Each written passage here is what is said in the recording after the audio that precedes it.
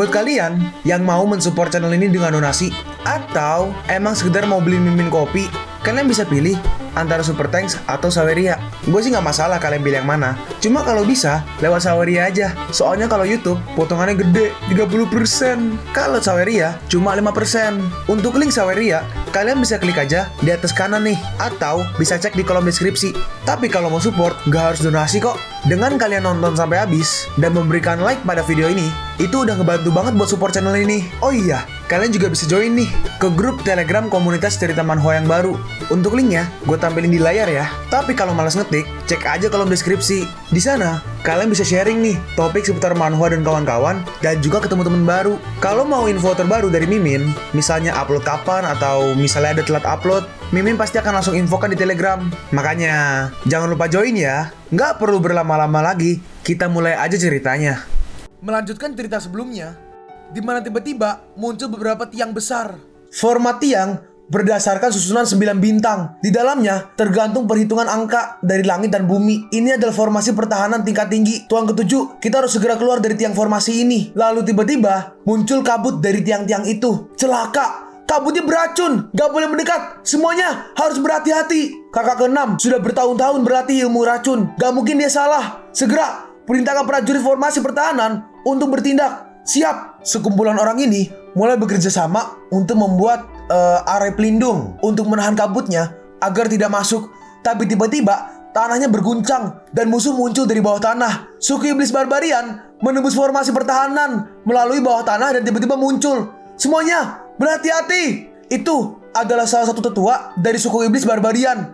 Habisi semuanya, makan daging dan minum darah mereka. Para suku barbarian membantai para prajurit.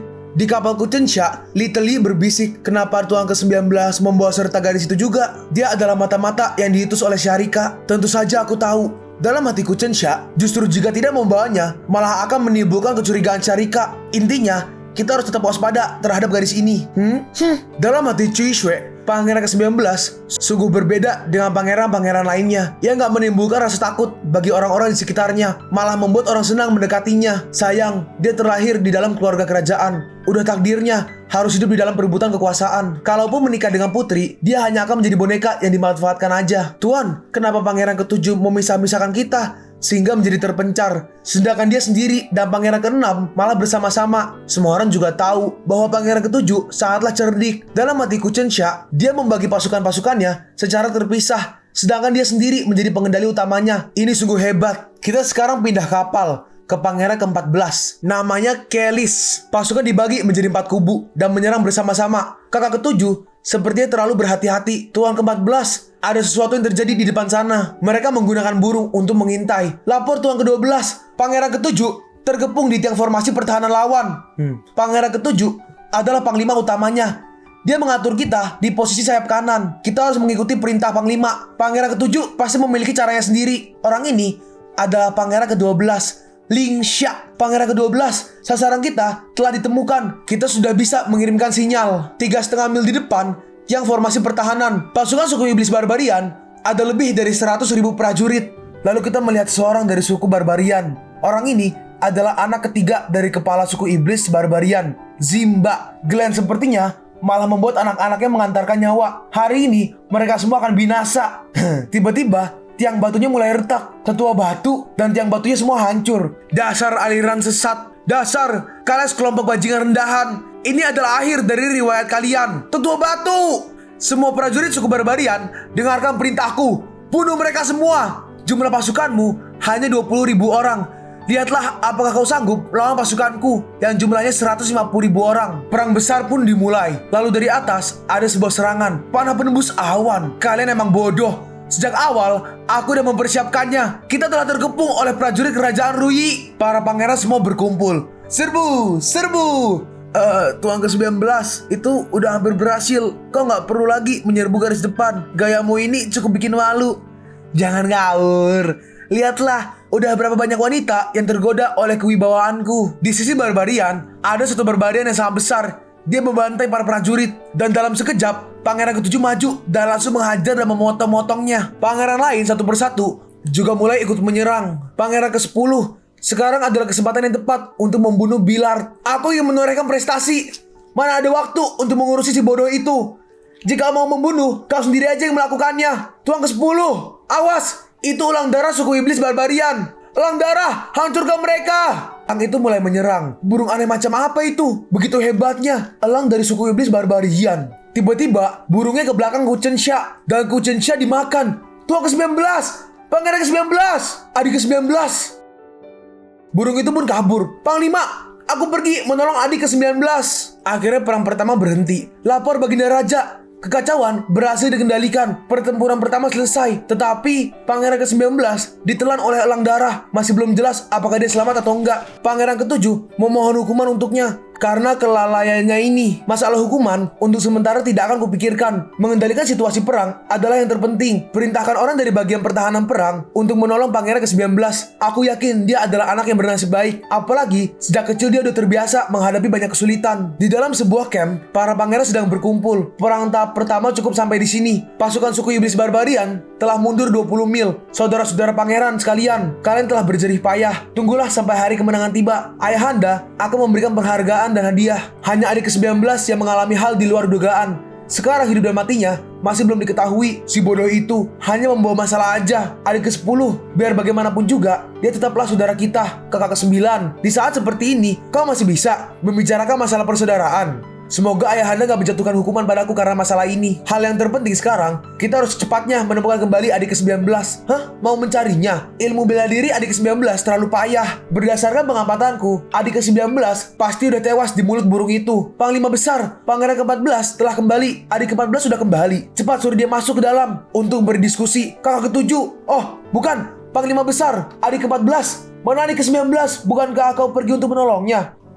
Aku mengejarnya terus sampai di rintangan batu darah suku iblis barbarian. Kemudian aku kehilangan jejak elang itu. Elang darah menjadikan daging dan darah mayat sebagai makanannya. Jika adik ke-19 masih hidup, pasti sekarang dia ada di tangan suku iblis barbarian. Ini akan lebih celaka lagi. Dalam hati para pangeran, tampaknya dia berpura-pura terlihat serius. Padahal sebenarnya dia takut disalahkan oleh ayahanda. Kalau sampai dia nggak bisa mempertanggungjawabkan hal ini kepada ayahanda. Karena hal itu bisa-bisa mempengaruhi masa depannya untuk meraih tahta. Mungkin kematian adalah akhir yang baik bagi adik ke-19. Lalu burung itu membawa Ku Chen Xia ke suatu tempat. Ku Chen Xia udah tertelan, tapi dengan mudah dia membunuh dan keluar dari burung itu. Untunglah ada rantai naga emas yang melindungi tubuhku. Gak disangka dengan meminjam energi dari elang darah, kekuatanku mengalami peningkatan.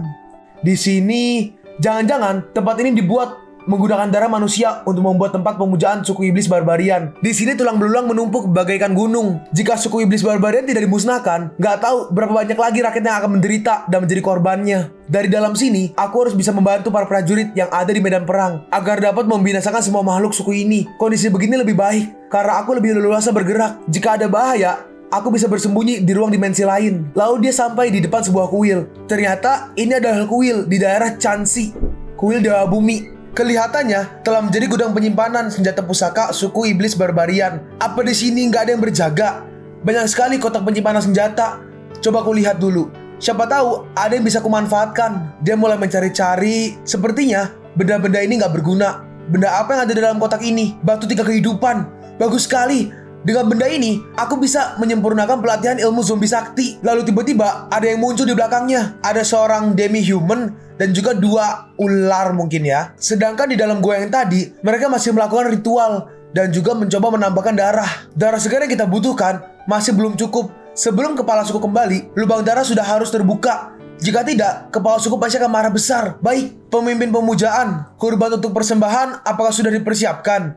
Sekarang adalah waktu yang tepat untuk menggunakannya. Ternyata, mereka menahan banyak anak kecil. Aku ingin ibu. Ibu, aku takut. Aku ingin pulang. Tetua suku iblis barbarian dan 2 ekor ular raksasa. Lalu monster itu mulai menyerang. Serangan pertama mereka berhasil dihindari oleh Ku Chen Xia. Ku Chen Xia ke belakang mereka. Dan Ku Chen Xia menyiapkan serangan. Lalu tetua barbarian itu melakukan sesuatu. Dia memegang bebatuan atau lantai.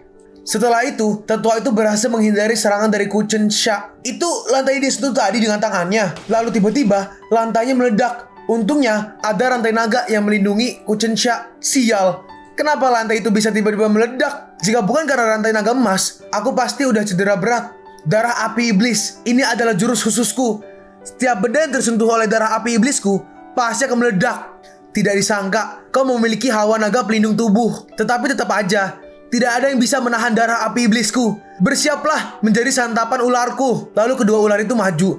Jika hanya hewan aja, itu gak cukup untuk melukaiku. Ku Chensha mencoba menahan ular pertama. Lalu ular kedua menyerang dari belakang. Kembali ke gua kolam darah tadi, senjata ilahi di kolam darah itu mulai bereaksi. Senjata itu mulai bersinar. Sedangkan di pertarungan mereka, Ku Chensha mengeluarkan naga. Dan naganya langsung menggigit ular itu. Ular sehebat apapun, di mata seekor naga, tetap hanya seekor ular kecil. Kesayanganku! Kau telah membunuh kesayanganku! Siapa kau sebenarnya? Kau masih gak layak untuk mengetahui siapa diriku. Aku mau nyawamu! Dia punya kekuatan yang luar biasa. Gak boleh sampai tersentuh olehnya. Dengan cepat, Ku Chensha berpindah tempat. Ilmu badan angin dan awan. Walaupun kekuatanmu luar biasa, jika tidak bisa menyentuhku, tetap aja sia-sia. Belum tentu. Lalu Ku Chensha ternyata terkena serangannya. Tempat kau berpijak udah pernah aku sentuh. Walaupun ada rantai naga emas, lukamu sekarang cukup parah. Darah api iblisku sudah tersembunyi. Gak aku sangka dia sangat hebat. Tempat yang pernah aku sentuh bukan hanya di sana aja. Di tempat Ku Chensha sekarang ternyata juga pernah disentuh. Dan Ku Chensha terkena ledakannya terus menerus. Akhirnya Ku Chensha pun terluka parah. Kau gak akan bisa kabur. Zombie kecil pun gak akan sanggup menyerap kekuatan ledakan yang begitu besar. Jika menyerang dia dengan naga terbang, kau ingin menggunakan nagamu untuk menyerangku. Kau boleh mencobanya. Apa kau tahu kenapa hanya aku sendiri yang ditugaskan untuk menjaga tempat ini? Karena jika aku yang berjaga di tempat ini, ratusan ribu prajurit pun akan hancur lebur. Terimalah kematianmu. Lalu tetua itu maju. Dengan cepat, Ku Chensha mengambil mantelnya dan langsung mengikatnya di tangannya. Kau ingin mempersulitku hanya dengan mantel lusuh itu? Ku Chensha mencoba menariknya. Jangan mimpi. Sejak awal aku udah tahu kau hanya memancingku dengan benda itu. Ternyata gerakan Ku Chensha diprediksi. Dia menyerang ke arah Ku Chensha. Tangan tetua itu berhasil menyentuh dadanya Ku Chensha. Tapi Ku Chensha menggenggam tangannya. Sekaranglah waktunya. Inilah kesempatan untukku. Mumpung kau di dekatku. Ketika kau berada di dekatku, gak mungkin kau menggunakan darah api iblismu untuk meledakkan diri sendiri. Ini adalah kesempatan terbaik untukku. Ku Chensha menyerang balik. Bodoh. Tapi ternyata dia berhasil menghempaskan Ku Chensha. Ku Chensha pun terbental dan badannya pun terluka. Bodoh. Darah api iblis adalah kekuatanku. Tentu saja aku bisa membuatnya meledak kapan aja. Darah api iblisku juga dapat diubah menjadi kekuatan yang langsung menyerang dirimu. Aku akan mengantar kepergianmu sekarang. Tapi ternyata mantelnya ada di belakangnya. Saat dia mengaktifkan darah iblis, yang meledak adalah mantel itu. Kenapa? Kenapa darah api iblisku? Mantel lusuh ini? Apa yang digunakan bocah itu untuk menahan seranganku tadi? Mantel tadi hanya digunakan sebagai penutup pandangan mata aja. Dia menggunakan kekuatannya menutupi darah api iblisku. Lalu dia berputar ke belakang dan menaruhnya di pinggangku. Benar sekali. Aku menggunakan hawa energiku untuk membungkus darah api iblismu dan menekan ledakannya. Sewaktu kau menggunakan darah api iblismu, kekuatan tekanan ini terus bertambah. Dan akhirnya ketika meledak, kekuatan ledakannya sangat dahsyat. Lukaku emang cukup parah. Tetapi untuk membunuhmu, masihlah semudah membalikan telapak tangan. Sekarang bergerak pun kau udah gak bisa. Saat dia ingin menyerang, naga milik Ku Chensha muncul. Sejak awal udah kutebak kalau kau pasti akan menggunakan nagamu untuk menyerangku. Tetapi naga itu gak lebih dari hanya seekor hewan aja. Gak ada gunanya. Tapi ternyata naga itu gak menyerangnya, tapi melilitnya. Kau salah. Dia bukan mau menyerangmu, tapi dia hanya membantuku. Kau ingin menggunakan hewan ini untuk melilitku. Kau mau kabur? Bagaimana mungkin? Aku sama sekali gak ada niatan untuk kabur. Dengan lukamu yang sekarang, seharusnya kau udah gak bisa bergerak. Bagaimana bisa kau maju? Rasakanlah pukulan terakhirku ini. Kau ingin balik menyerangku? Jangan mimpi. Lalu tetua barbarian itu mengumpulkan tenaganya dan langsung meledakkan naganya. Dan akhirnya dia lepas dari ikatan itu. Nyaris sekali tadi aku telah meremehkanmu. Sepertinya aku harus menghabiskan tenagaku hingga hampir habis barulah dapat menyingkirkanmu. Saat dilihat, naganya mati, tapi keluar asap. Begitu juga dengan tubuh Ku Chensha. Bocah ini bukan orang sembarangan. Aku sampai harus mengeluarkan energi yang besar untuk menghadapinya. Tapi tiba-tiba itu bangun lagi. Karena badannya mengeluarkan asap, dia baru sadar. Gak mungkin. Dengan kemampuan dan luka yang kau alami, mestinya kau udah mati sejak tadi. Kau, ternyata ini bukan tubuh. Ini bukan orang asli. Ini hanya boneka. Di mana tubuh yang asli? Di sini. Dalam sekejap, dia langsung menyerang. Dan badannya terbelah menjadi dua. Darah api iblis emang sangat hebat, tetapi menghabiskan banyak hawa sejati. Penggunaan darah api iblis telah menghabiskan banyak hawa sejatimu. Karena itulah hawa sejatimu terkuras begitu cepat. Dengan membeli tubuhmu, Dan sewaktu kau akan menyerang tadi, aku yakin kau akan mengerahkan seluruh hawa sejatimu untuk serangan terakhir. Dan ternyata sesuai dengan dugaanku. Dengan kondisimu sekarang, menghadapimu semudah membalikan telapak tangan. Gimana? Apa kau masih belum mengerti juga dengan apa yang sebenarnya terjadi? Kita sekarang pergi ke sebuah tempat di lembah langit hijau. Di dalam sebuah bangunan ada beberapa orang. Ketua, perang antara suku iblis barbarian dan kerajaan Ruyi telah terjadi. Saat ini, kekuatan pasukan kerajaan Ruyi begitu besar. Apakah kita sekarang akan mengirim pasukan untuk membantu suku iblis barbarian sesuai perjanjian? Kekuatan suku iblis barbarian ada pada lubang darah. Jika lubang darah berhasil dibuka, maka kondisi pertempuran akan berbalik. Dan pasti akan terjadi perubahan. Gak perlu tergesa-gesa dalam mengirim pasukan. Orang ini adalah ketua aliran langit hijau,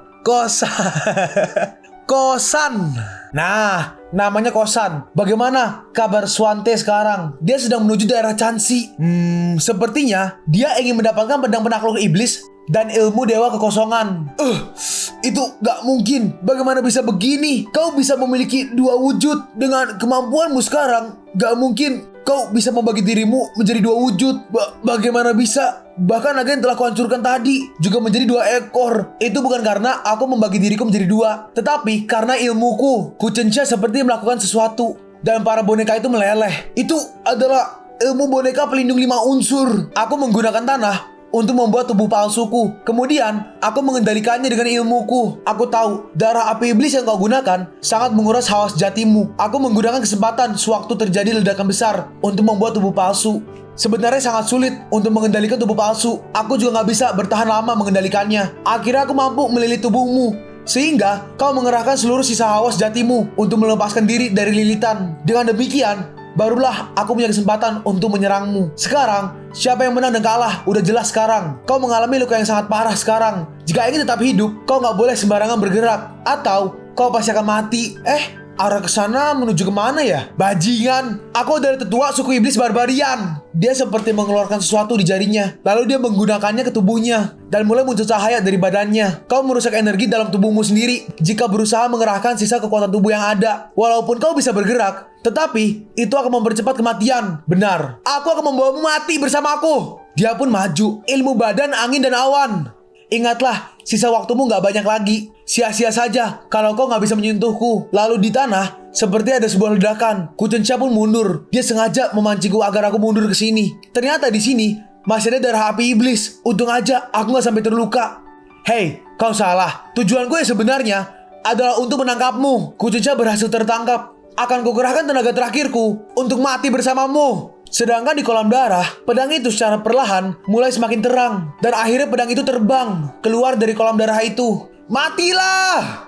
Tapi tiba-tiba tangan tetua ini terpotong. Apa yang terjadi? Kenapa begini? Lalu pedang itu menusuk demi-human itu. Celaka, pedangnya ke sini. Pedangnya pergi ke arah Kucensha, tapi pedangnya berhenti di depannya. Jangan-jangan ini adalah senjata pusaka kaisar dalam kunci segel dewa kaisar yang guru katakan itu. Lalu dia mengambilnya. Tapi tiba-tiba lantainya runtuh dan dia jatuh.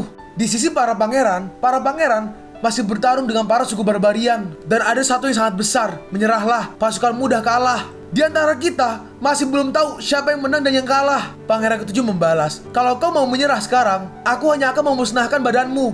Tetapi kalau tidak, aku akan memusnahkan rohmu. Sembarangan. Aku ingin kau menyaksikan kemampuanku yang sebenarnya. Lalu dia mengambil sesuatu, racun darah. Lalu dia meminumnya. Ternyata kau udah mengetahuinya. Sekarang giliranku. Lalu dia mulai bertransformasi. Bodoh. Walaupun racun darah dapat meningkatkan kekuatan tubuh sebanyak berkali-kali lipat, tetapi sebentar aja tubuhmu akan meledak. Akhirnya penguatannya pun selesai. Aku udah gak sabar lagi. Tubuhnya terlihat menjadi semakin kuat. Dewa iblis raksasa. Kemampuanku sekarang telah mencapai tahap tertinggi. Hentikan ocehanmu sekarang. Dia pun mulai menyerang. Dia menggunakan skill formasi pertahanan iblis 100.000 kg. Serangannya diarahkan ke pangeran ketujuh. Aku mau melihat bagaimana kau menahan formasi pertahanan iblis 100.000 kg yang menekan tubuhmu. Kalian pun sampai di penghujung video ini. Kalian mau tahu lanjutan chapter ini? Atau manhwa menarik lainnya? Makanya jangan lupa subscribe biar kalian gak ketinggalan kalau gue upload video baru. Jangan lupa like, komen, dan share ke teman-teman kalian supaya channel ini bisa lebih berkembang ke depannya. Segitu dulu dari video cerita manhwa. Gua Sabik undur diri. See you on the next video. Zaijian.